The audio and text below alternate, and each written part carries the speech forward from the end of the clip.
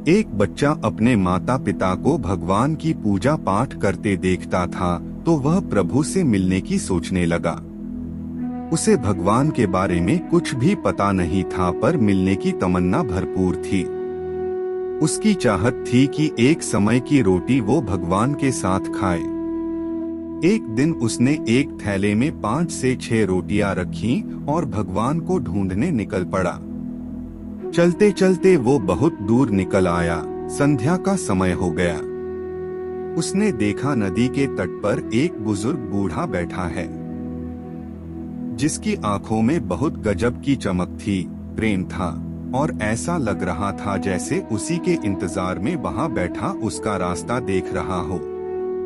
वो 7 साल का मासूम बालक बुजुर्ग बूढ़े के पास जाकर बैठ गया, अपने थैले में से रोटी निकाली और उसने अपना रोटी वाला हाथ बूढ़े की ओर बढ़ाया और मुस्कुरा के देखने लगा।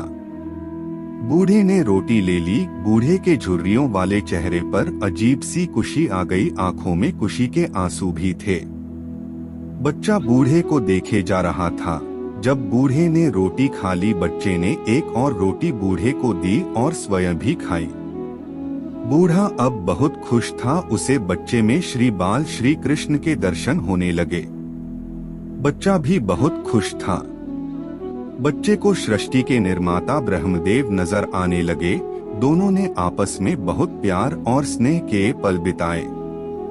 जब रात घिरने लगी तो बच्चा अनुमति ले घर की ओर चलने लगा। वो बार बार पीछे मुड़कर देखता तो पाता बुजुर्ग बूढ़ा उसी की ओर देख रहा था।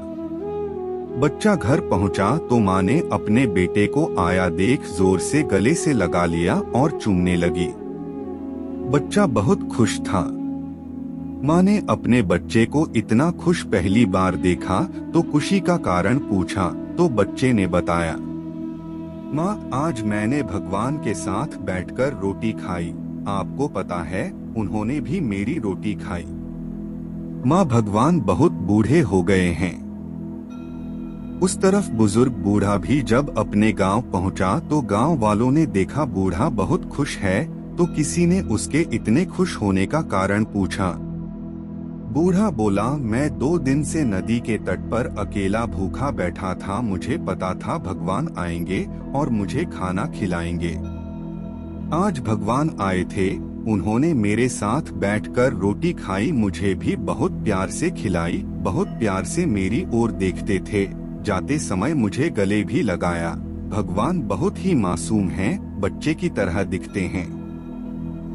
विशेष इस कहानी में बात इतनी है कि दोनों के दिलों में भगवान के लिए सच्चा असीम प्रेम था और दोनों एक दूसरे में भगवान के दर्शन कर रहे थे। प्राणियों का भला करने से भगवान खुश होते हैं। ऐसे सुविचारों से ही भगवान की कृपा उत्पन्न होती है।